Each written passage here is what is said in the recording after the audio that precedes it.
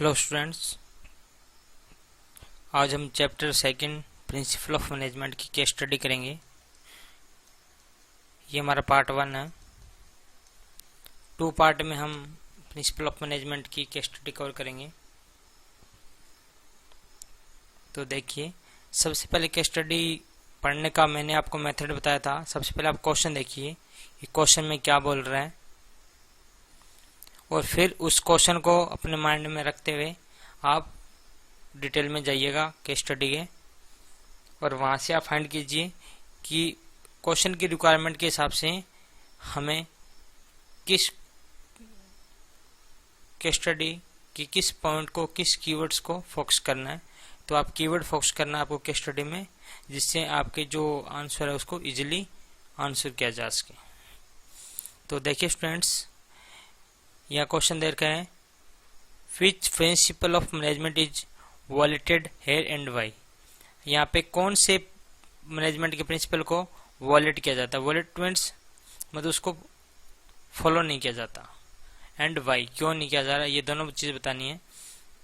तो क्वेश्चन देखिए, in your school you observe that books are kept in office. Books कहाँ पड़ी है? ऑफिस में पड़ी है। Chalks in the library, chalk library में पड़े हैं। And office record in the staff room. अब आपने देखा होगा कि मैनेजमेंट में हमने पढ़ा था कि ऑर्डरली अरेंज होना चाहिए। हर चीज में जिस चीज का जो पर्टिकुलर प्लेस होता है वहीं पे वो चीज होनी चाहिए, ताकि हमारा टाइम कम लगे और कॉस्ट मिनिमम हो। तो लेकिन यहाँ पे केस क्या हो रहा है, अपोजिट हो रहा है। जो बुक्स है वो कहाँ होनी चाहिए थी? लाइब्रेरी में होनी चाहिए थी, लेकिन वो कहाँ रखी हुई है? ऑफिस में रखी हुई है। चाक है वो कहाँ होनी चाहिए? स्टाफ रूम में होनी चाहिए। ऑफिस रिकॉर्ड कहाँ होनी चाहिए? ऑफिस में होनी चाहिए। मीन्स सब कुछ क्या है? अनसिस्टमेटिकली अरेंज किया हुआ है। तो यहाँ पे कौन सा प्रिंसिपल ऑफ मैनेजमेंट को फॉलो नहीं किया जा रहा? तो एक हमने प्रिंसिपल पढ़ा था ऑर्डर। ऑर्डर का मैंने आपको कीवर्ड बताया था ऑर्डरली अरेंज, क्योंकि ऑर्डर को कुछ स्टूडेंट कंफ्यूज हो जाते हैं। ऑर्डर मीन्स इंस्ट्रक्शन वाला वो ऑर्डर मान लेते हैं, जबकि वो ऑर्डर नहीं है। यहाँ पे ऑर्डर मीन्स होता है ऑर्डरली अरेंज। ठीक है, या आप इसको लिख सकते हो particular place for all things. जो भी हमारे पास थिंग्स है सारी जितने भी, उसका एक पर्टिकुलर प्लेस होना चाहिए। ये कहता है हमारा प्रिंसिपल ऑफ ऑर्डर। लेकिन यहाँ पे सब फॉलो नहीं किया जा रहा, तो आप पहले लिख दीजिए कि यहाँ पे जो ऑर्डर प्रिंसिपल है उसको फॉलो नहीं किया जा रहा। क्यों नहीं किया जा रहा बता दीजिए। कि बुक्स है उसका पर्टिकुलर प्लेस है वो लाइब्रेरी है, but books are kept in office, and office record kept in staff room, जबकि उसका पर्टिकुलर प्लेस है वो क्या है? ऑफिस है। तो इस हिसाब से आप इसका रीजन दे दीजिए। How will that affect the achievement of school objective. तो इससे हमारे जो ऑब्जेक्टिव है उस पर क्या इफेक्ट पड़ेगा। आप देखिए, जब आप ऑर्डरली अरेंज नहीं करते हो, तो क्या होगा? यहाँ पे वेस्टेज ऑफ टाइम, टाइम का वेस्टेज होगा। देखिए, एक पर्सन है उसको कोई चीज सही तरीके से नहीं रखी हुई, तो वो क्या करेगा? उसको ढूंढेगा, तो टाइम का वेस्टेज होएगा, और कॉस्ट भी लगेगी ज्यादा, कॉस्ट भी आई होगी। Wastage of time and high cost, ये किस चीज का है? यहाँ पे वेस्टेज ऑफ टाइम क्या करे? इनइफेक्टिव वर्ड यूज कर सकते हैं इसकी जगह। और हाई कॉस्ट लग रहा है वहां पे, यहाँ पे लिख सकते हैं अपन इनइफिशियंट। तो आप लिख दीजिए कि हमारे जो ऑब्जेक्टिव है उसको हम अचीव नहीं कर पाएंगे इफेक्टिवली एंड इफिशियंटली। मीन्स कहीं ना कहीं वहां पे ऑब्जेक्टिव को अचीव होने में दिक्कतें रहेगी। Third question, as a manager what step will you take to rectify the shortcoming. ये जो शॉर्टकमिंग है उसको कैसे रेक्टिफाई करेंगे? तो लिख दीजिए ऑर्डरली अरेंज करके रेक्टिफाई करेंगे। ठीक है, तो ये आपका केस 1 हो चुका है। केस नंबर 2, पहले देखिए, explain briefly the principle related to the situation. हमें प्रिंसिपल के बारे में लिखना है जो सिचुएशन से रिलेटेड है। तो देखिए question, the production manager of A automobile company asked the foreman to achieve a target production of 200 scooter per day, but he did not give him the authority of requisitions, tools and materials. उसने उसको authority नहीं दी from the store department. Can the production manager blame the foreman if he is not able to achieve the desired target. तो क्या जो production manager उसका जो boss है वो जो फॉरमैन है उसको ब्लेम कर सकता है कि आपने टारगेट को अचीव नहीं किया? तो आप इसको यस और नो में आंसर दीजिए। तो इस केस में वो कर सकता है क्या? देखिए हमने पढ़ा था कि जब भी हम किसी को कोई रिस्पॉन्सिबिलिटी देते हैं, कुछ काम करने के लिए बोलते हैं, तो हमें उसके लिए जो नेसेसरी अथॉरिटी होती है वो हमें देनी पड़ती है। अगर हम अथॉरिटी नहीं देंगे तो वो पर्सन हमारे लिए रिस्पॉन्सिबल नहीं हो पाएगा। इस केस में भी ऐसा ही हो रहा है। प्रोडक्शन मैनेजर है, उसने फॉरमैन को क्या दिया है? एक रिस्पॉन्सिबिलिटी दी है कि आपको एक दिन के अंदर 200 स्कूटर बनाने, लेकिन उसने उसको अथॉरिटी नहीं दी, जिसकी वजह से वो नहीं बना पाया। तो क्या प्रोडक्शन मैनेजर उसको ब्लेम कर सकता है कि आपने इस टारगेट को अचीव नहीं किया? तो इसका आंसर है नो। क्यों नहीं कर सकता? Because he not give the authority to foreman, उसने फॉरमैन को अथॉरिटी नहीं दी। तो आप इसको प्रिंसिपल लिख दीजिए, अथॉरिटी एंड रिस्पॉन्सिबिलिटी हमारा प्रिंसिपल फॉलो हो जाएगा इसमें। ओके तो आप इसमें लिख दीजिए कि there is balance between authority and responsibility, without authority we can not fix responsibility. Question number 3 देखिए,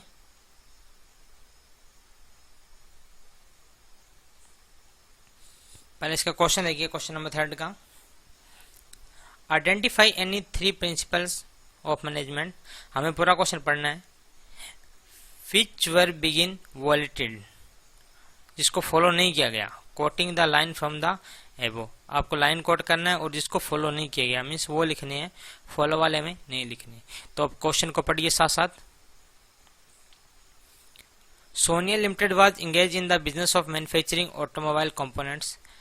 laterally the business was expanding due to increase demand of car, जब कार की डिमांड बढ़ेगी तो जो कंपोनेंट्स है उसकी भी मैन्युफैक्चरिंग में बिजनेस भी अच्छा चलेगा, उसकी भी डिमांड बढ़ जाएगी।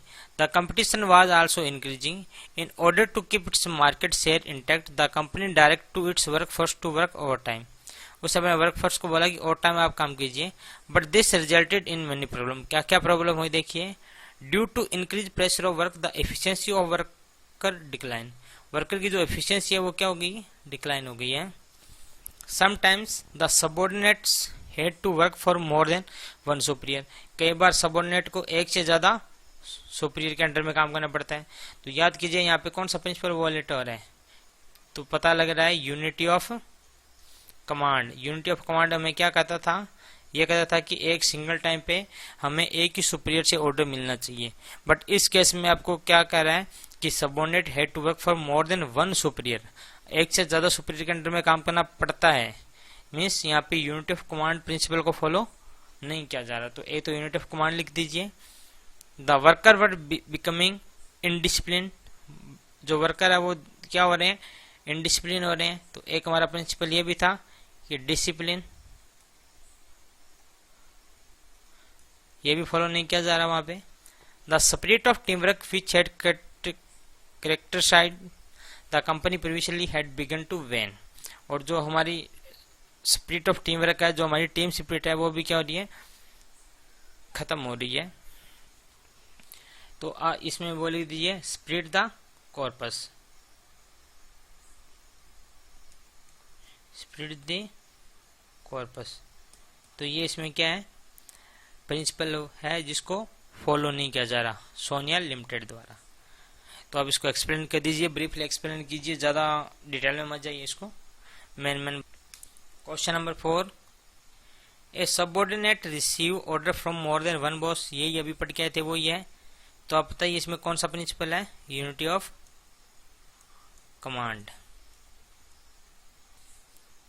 Question number 5, the production manager of a company is trying to produce goods with minimum cost, goods with minimum cost, ध्यान रखिए।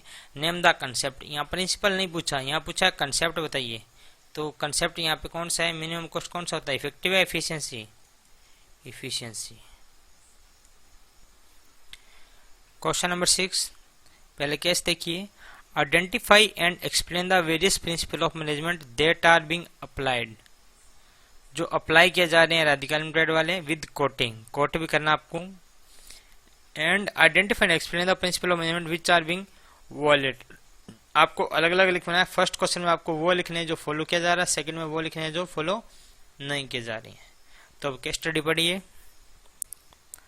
Radhika open a jewellery showroom in Jaipur after complete a course in jewellery designing. She has employed 11 person in her showroom. For greater productivity she divide the work into small task. तो ये भी हमारा principle है। And each employ is train to perform his her specialized job. The salesperson are allowed to close a deal with a buyer by giving a maximum of 10% discount, whereas the decision is given any further discount rest with Radhika. देखिए क्या कर रहा है, cell person जो हमने cell में रखे हुए हैं उसको अलाउ कर दिया गया है कि आप बायर्स को से जब भी डील करें तो आप मैक्सिमम 10% डिस्काउंट दे सकते हो। Where is the decision to given any further discount. अगर आपको फर्दर डिस्काउंट के रिगार्डिंग कोई डिसीजन लेना है तो वो सिर्फ किसके पास होगा, राधिका के पास होगा। तो इस केस में आप यहाँ देखेंगे तो आपको एक प्रिंसिपल नजर आ रहा होगा, सेंट्रलाइजेशन एंड डिसेंट्रलाइजेशन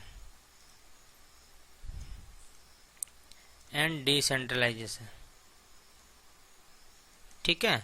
अब सेंट्रलाइजेशन मीन्स पावर होता है किसी पर्टिकुलर पर्सन के हाथ में। जैसे अगर आपको 50% डिस्काउंट लेना है तो आपको राधिका से परमिशन लेनी पड़ेगी। तो यहाँ पे क्या हो रहा है, सेंट्रलाइजेशन हो रहा है।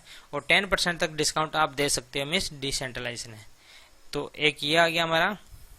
इससे पहले हमने क्या था, डिवीजन ऑफ वर्क का, divide the work into small task. In the earlier days of starting of business 5 of her employ were asked to put in extra hour of work. In return she had promised to give them a special incentive within a year. Therefore, after 6 months, when the business was doing well, she awarded a case. किसी को award देना भी एक हमारे principal में आता है। हमने लिखा था, यह आता है डिसिप्लिन में। अवार्ड देना मीन्स डिसिप्लिन। ये भी मैंने आपको बताया था कीवर्ड, आप इसको याद कर लेते। awarded a cash bonus to each of these employees to honor her commitment. However, when it became to setting the conflict among her employee, she tend to be more biased toward female employee. वो female employ के लिए क्या है, कुछ ज्यादा बायस है, उनकी तरफ ज्यादा फेवर करती है। तो ये देखिए, तो 3 हमारे यहाँ प्रिंसिपल हो चुके हैं, division of work, centralization and decentralization and discipline. ये तो फॉलो किया जा रहा है। क्वेश्चन नंबर 1 हमारा कंप्लीट। और कौन से प्रिंसिपल को फॉलो नहीं किया जा रहा है यहाँ पे देखिए, तो यहाँ बायसनेस वर्ड यूज कर रहा है किसी जेंडर बेस पे या जो भी बेस है। तो यहाँ पे क्या आएगा, इक्विटी। तो सेकंड क्वेश्चन में हमारा जो प्रिंसिपल का हमें आइडेंटिफाई करना है वो प्रिंसिपल हमारा कौन सा होगा, इक्विटी होगा। आप उसको एक्सप्लेन कर दीजिए विद रीजन, ठीक है।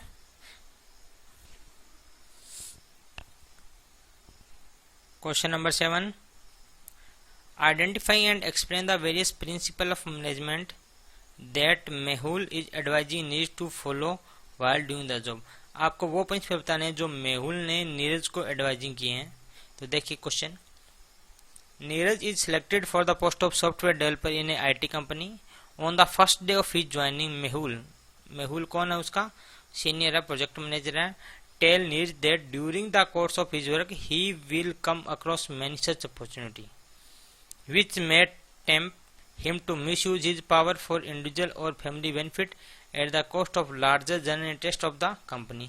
मीन्स आपके सामने बहुत सारी अपॉर्चुनिटी आएगी, आपके अपने बेनिफिट के लिए काम नहीं करना, आपको किसके लिए काम करना है, जनरल इंटरेस्ट के लिए काम करना है। तो आपको पता लग गया होगा कि यहाँ पे प्रिंसिपल कौन सा दिख रहा है, subordination of individual interest to general interest. तो लिख लीजिए, subordination to individual interest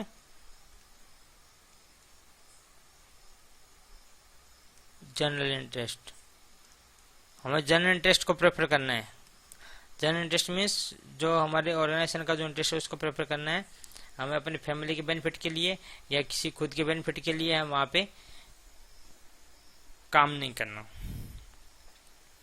in such situation he should rather exhibit exemplary behaviour, उसको अच्छा बिहेवियर करना है, ठीक है ना।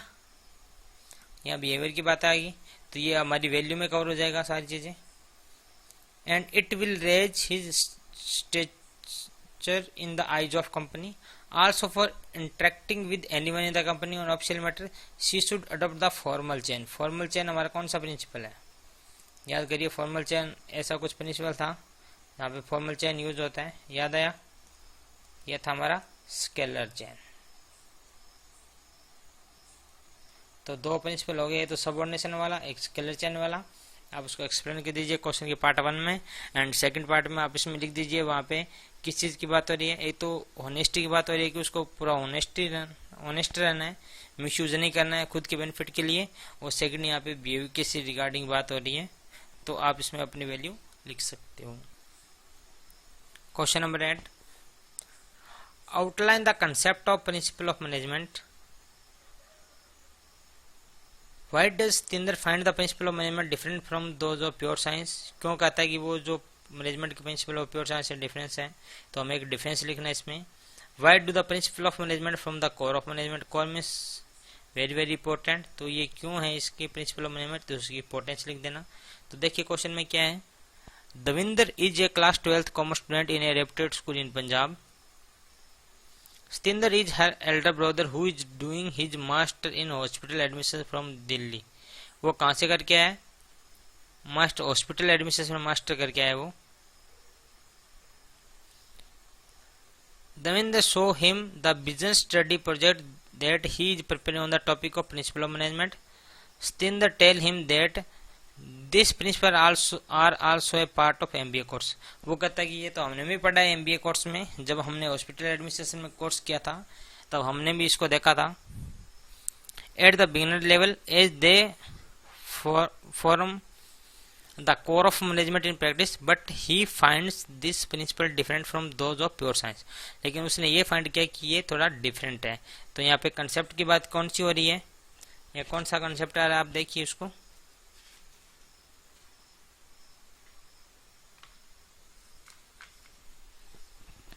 देखिए ये मैंने अंडरलाइन किया है कि it is also a part of MBA course.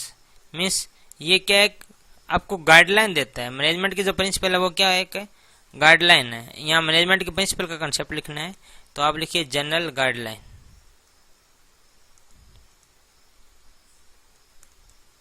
ये आपको रेडीमेड सॉल्यूशन नहीं देता. जो प्रिंसिपल है आपको अप्लाई करना पड़ता है, और अप्लाई करने का जो सिस्टम है वो सिर्फ आपके ऊपर डिपेंड करता है कि आप इसको कैसे अच्छे से अप्लाई करते हैं. तो प्रिंसिपल ऑफ मैनेजमेंट क्या एक जनरल गाइडलाइन है, तो आप इसका कंसेप्ट लिख दीजिए. सेकंड में हमने पढ़ा था कि वो डिफरेंट क्यों है प्योर साइंस से, तो आप इसमें डिफरेंस लिख सकते हो. क्योंकि इसके स्टडी में कुछ नहीं दे रखा, तो आप अपने हिसाब से लिख सकते हो. फ्लेक्सिबिलिटी के बेस पे लिख सकते हो. प्योर साइंस होता है वो फ्लेक्सिबल नहीं होता, ये फ्लेक्सिबल नहीं होता, जबकि जो मैनेजमेंट के प्रिंसिपल वो क्या होते हैं, फ्लेक्सिबल होते हैं. फ्लेक्सिबल क्यों होते हैं, क्योंकि ये रिलेटेड टू ह्यूमन बिहेवियर से रिलेटेड होते हैं, इसलिए ये फ्लेक्सिबल होते हैं. क्योंकि ह्यूमन का जो बिहेवियर वो चेंज होता रहता है time to time. So principle of management is also flexible, ये फ्लेक्सिबल होते रहते हैं. Why do the principle of management from the core of management. तो आप इसमें लिख दीजिए उसके प्रिंसिपल कि उसके क्या बेनिफिट है. तो ऑप्टिमम यूटिलाइजेशन हो गया, डिसीजन मेकिंग हेल्प हो गया, ठीक है ना. जो मैनेजमेंट के ऑब्जेक्टिव है मोस्टली वही हमारी प्रिंसिपल ऑफ मैनेजमेंट के ऑब्जेक्टिव है. तो सेम है, कोई ज़्यादा डिफरेंस नहीं है. तो आप ये क्वेश्चन कर लीजिए. 2 आपको लिखना है तो 2 लिख दीजिए, कोई भी है.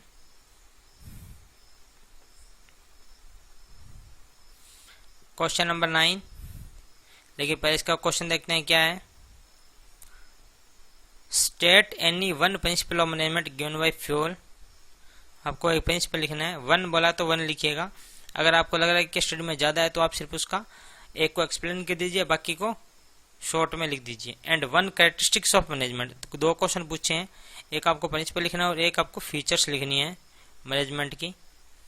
Mention in the above cases and give 2 value which were dabbawala want to communicate the society. मतलब सोसाइटी के लिए वो क्या वैल्यू क्रिएट कर रहे हैं. तो देखिए question.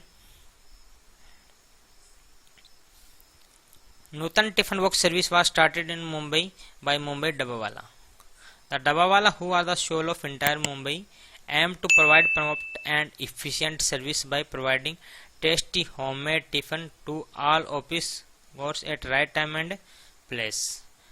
The service is uninterrupted even on the day of bad weather, political unrest और social disturbance. मीन्स आपको हर हाल में सप्लाई किया जाएगा. Recently they have started online booking system through their website my dabbawala.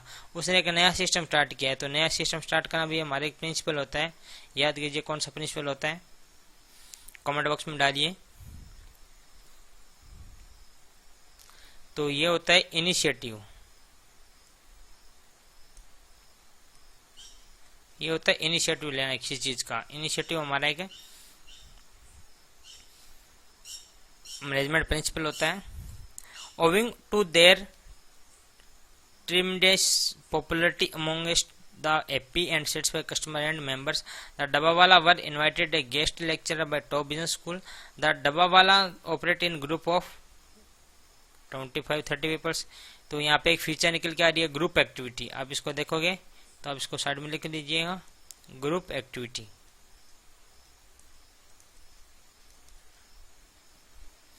Each group team up with other group in order to deliver the tiffin on time. They are not transferred on frequent basis as they have to remember the address of their customer. वो उसको change नहीं करती. No transfer on frequent basis में stable रखती है. तो यहाँ पे भी एक हमारा प्रिंसिपल निकाल के आ रहा है स्टेबिलिटी ऑफ पर्सनल. जो वहां पे काम करने वाले बंदे हैं उसकी स्टेबिलिटी. अब वो क्यों नहीं करता उसको ट्रांसफर, क्योंकि वो उनका जो कस्टमर का एड्रेस है वो भूल जाते हैं अगर उसको ट्रांसफर करेंगे तो. They follow certain rules. कुछ रूल्स की बात करते हैं तो रूल भी हमारा एक प्रिंसिपल है. कौन सा? डिसिप्लिन. तो आप कीवर्ड्स याद कीजिए. सब कुछ के स्टडी में आपको रेडीमेड मिलेगा solution.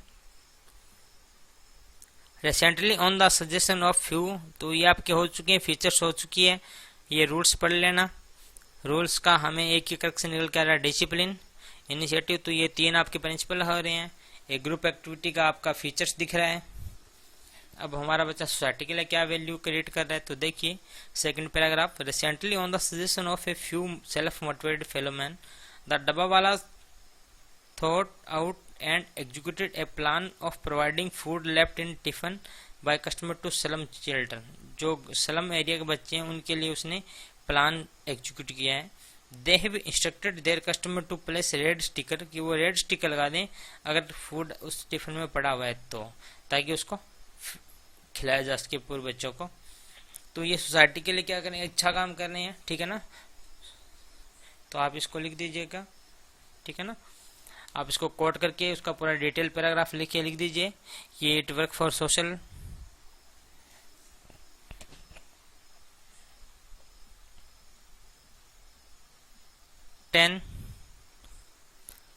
Identify the principle of management applied for the success of programme.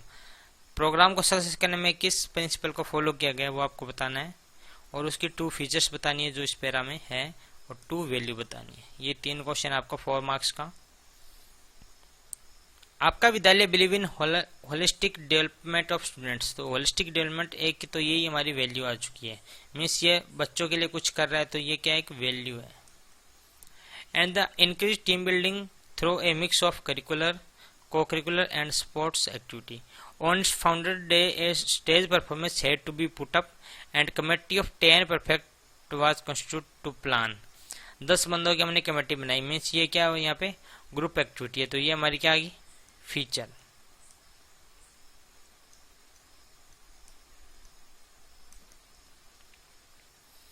Different aspects of the function. They all decided to use recycled paper for decoration. वो रिसाइकिल पेपर को यूज कर रहे हैं. तो ये भी किसकी बात हो रही है कि इन्वायरमेंट के रिगार्डिंग बात हो रही है. तो ये भी क्या एक वैल्यू क्रिएट कर रहा है. तो वैल्यू हमारा क्वेश्चन हो चुका है. 2 वैल्यू का 2 ही पूछा है.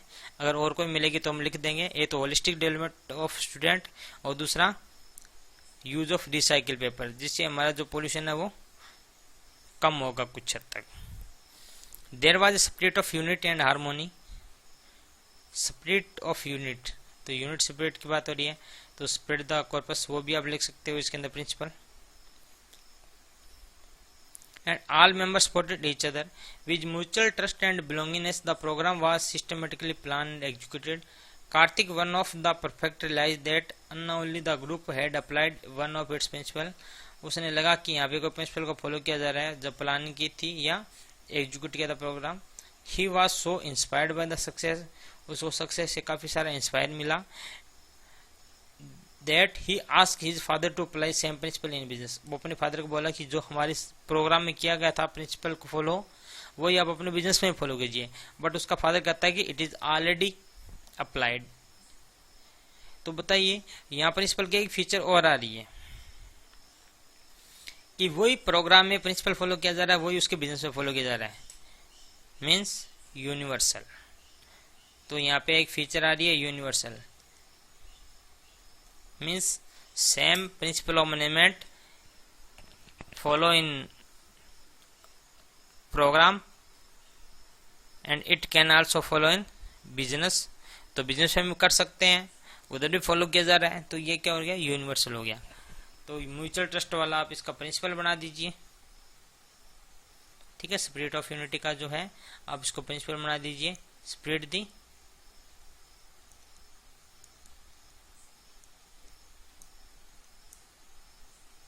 कॉर्पस, ठीक है। Question number 11, identify and explain the principle of management which are not follow, जो फॉलो नहीं किया जा रहा, ध्यान से देखिए, जो फॉलो नहीं किया जा रहा वो करना हमें, और वैल्यू विच आर इग्नोरिंग। तो देखिए question, Nikita and Salman completed the MBA and start working in multinational company at the same level. Both are working hard and are happy with their employer. Salman had a habit of backbiting and wrong reporting about the colleagues to impress his boss. All the employees in the organization knew about it. At the time of performance appraisal, the performance of Nikita was judged better than Salman. जो निकिता की जो performance है वो सलमान से better थी। Even then, their boss Mohammad Sharif decided to promote Salman, stating that being a female, Nikita will not be able to. Means यहाँ पे क्या हो रहा है, यहाँ पे क्या हो रहा है, डिस्क्रिमिनेशन हो रहा है on the basic of gender या रिलीजन, कुछ भी मान लो आप। तो इसमें कहा गया कि जो निकिता है वो उसमें हैंडल नहीं कर सकती वो, तो यहाँ डिस्क्रिमिनेशन किया गया है उसको। तो डिस्क्रिमिनेशन होता है वो कौन सा हमारा प्रिंसिपल होता है, वो होता है इक्विटी को फॉलो ना करना। तो कौन सा प्रिंसिपल को फॉलो नहीं किया गया, इक्विटी को फॉलो नहीं किया गया। तो आप इसके बारे में लिख दीजिए कि principle of equity is not follow by this multinational company, and उसको एक्सप्लेन कर दीजिए इक्विटी में क्या क्या लिखा होता है कि सबके साथ इक्वल बिहेवियर होना चाहिए। There are no any discrimination regarding age, religions, caste, लिख देना जो भी हमने पढ़ा था एक्सप्लेन में। टू वैल्यू विच इग्नोर, तो टू वैल्यू यहाँ पे कौन सी आ जाएगी आपकी, ये तो ये लेडीज है उसको थोड़ा सा उसके साथ सही बिहेव नहीं कर रहे, उसको मतलब परफॉर्मेंस अच्छी होने के बावजूद भी उसको इग्नोर कर रहे हैं, प्रमोटर नहीं कर रहे। तो ये क्या हो रहा है, जेंडर इक्वलिटी कर रहे हैं। तो एक तो ये जेंडर इक्वलिटी के बारे में लिख देना, और एक वुमन बिहेव के बारे में लिख देना।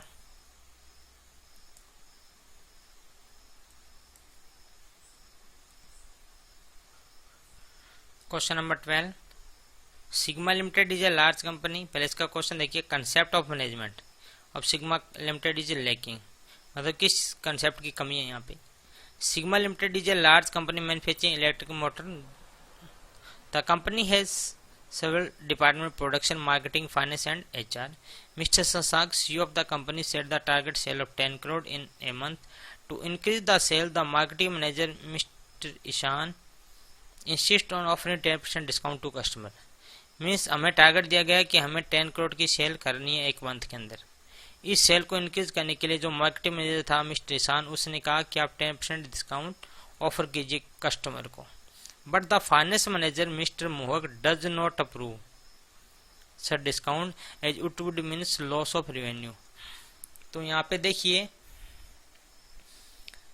दोनों एक दूसरे के कन्फ्लिक्ट हो रहे हैं। जो मार्केटिंग मैनेजर मिस्टर ईशान वो कह रहा है 10% डिस्काउंट दीजिए, जो कि फाइनेंस मैनेजर वो कहता है डिस्काउंट नहीं देना, इससे रेवेन्यू का लॉस हो जाएगा। तो यहाँ पे किस तरह का आपको कंसेप्ट की कमी आ रही है? तो हमने पढ़ा था यहाँ पे ब्लेमिंग चल रहा है एक दूसरे पे, या मतलब एक दूसरे कन्फ्लिक्ट चल रहा है। तो यहाँ पे किस चीज की कंसेप्ट की कमी है? कोऑर्डिनेशन। तो यहाँ किसकी कमी है? कोऑर्डिनेशन की कमी है। ठीक है। और एक इसमें क्वेश्चन हो रहा है, which principle of management has been overlook. तो जहाँ कोऑर्डिनेशन नहीं होता वह कौन सा प्रिंसिपल ऑफ मैनेजमेंट होता है? तो यहाँ किसकी बात हो रही है? याद कीजिए, यहाँ पे जो सेल्स पर्सन है वो किस चीज की प्रॉब्लम को फेस कर रहे हैं? वो कर रहा है यूनिटी ऑफ कमांड। अब उसको कंफ्यूज में है कि मैं डिस्काउंट दूं या ना दूं। तो यूनिटी ऑफ कमांड को यहाँ पे फॉलो नहीं किया जा रहा, मीन्स ओवरलुक किया जा रहा है कंपनी द्वारा। तो स्टूडेंट इस हिसाब से ये हमारा फर्स्ट पार्ट कंप्लीट, आज का part first of chapter 2। Okay.